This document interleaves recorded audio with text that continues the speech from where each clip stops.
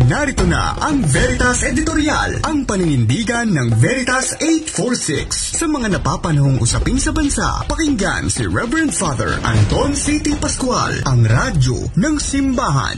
Veritas Editorial. Mga kapanalig, ipagtanggol ang mga tagapagtanggol ng karapatang pantao. Ito ang sigaw ng mga human rights advocates sa pangunguna ng Philippine Alliance of Human Rights Advocates, Task Force Detainees of the Philippines, at ilang grupo ng kababaihan kamakailan. Sa isang pagtitipon, sama-sama silang tumindig sa gitna ng patuloy na panggigipit sa mga tagapagtanggol ng karapatang pantao.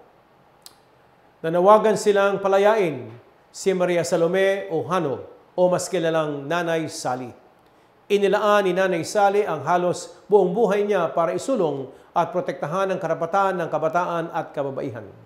Ayon kay Jean Enriquez, Executive Director ng Coalition Against Trafficking in Women, Asia Pacific, nagpapadaloy sila ng isang group healing session para sa mga survivors ng pang-aabuso nang mabalitaan nila ang kasong rebelyon laban kay Nanay Sally.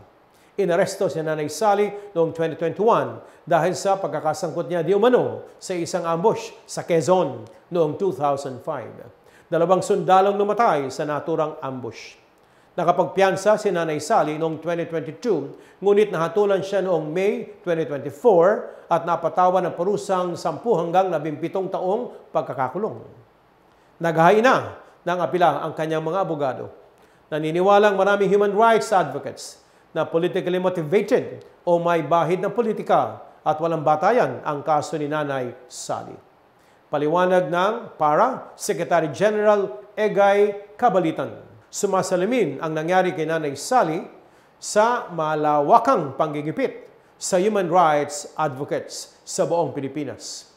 Ang pagkakapit ni Nanay Sally ay porma ng kawalan ng katarungang nakaugat sa kagustuhan ng mga nasa poder na patahimikin ang mga nagsusulong sa karapatang pantao.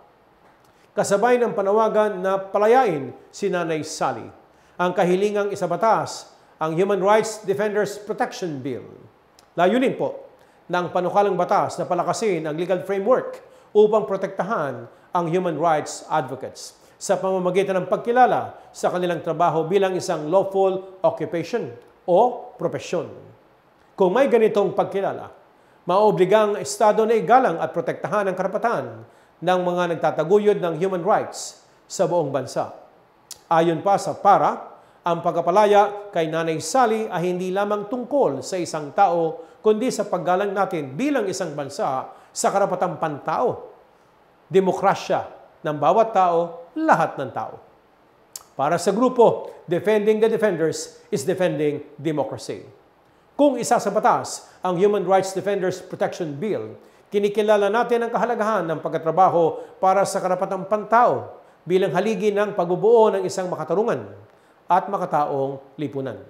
Sang-ayon ito sa sinasabi sa mga panlipo ng turo ng Santa Iglesia na magkakaroon ng makatarungang lipunan kung nakabatay ito sa paggalang sa dignidad, karapatan ng tao.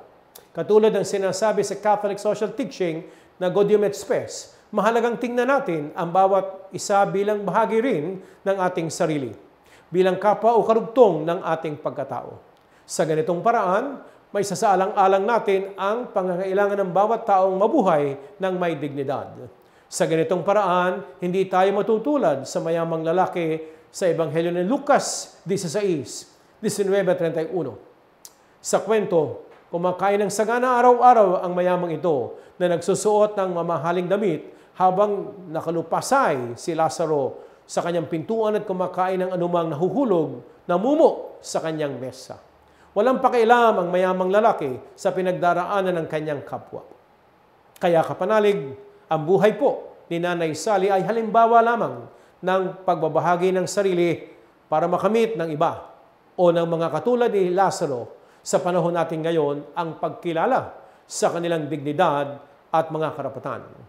Sa mundong puno ng mga taong katulad ng mayayamang lalaki sa Ebanghelyo ni San Lucas, piliin nating maging kagaya, katulad ni Nanay Sally at iba pang human rights advocates. Samahan po natin sila sa kanilang mga panawagan. Palayain si Nanay Sally. Isabatas ang Human Rights Defenders Protection Bill. Kilalanin ang dignidad ng lahat ng tao, lahat ng Pilipino, at protektahan natin ang karapatang pantao.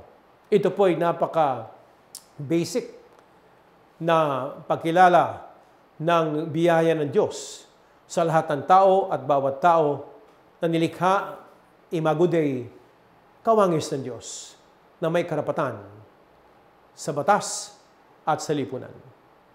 Sumainyo ang katotohanan. Inyong napakinggan ang Veritas Editorial. Ugaliing pakinggan ng Veritas Editorial kasama si Reverend Father Anton C.T. Pascual. Veritas Editorial.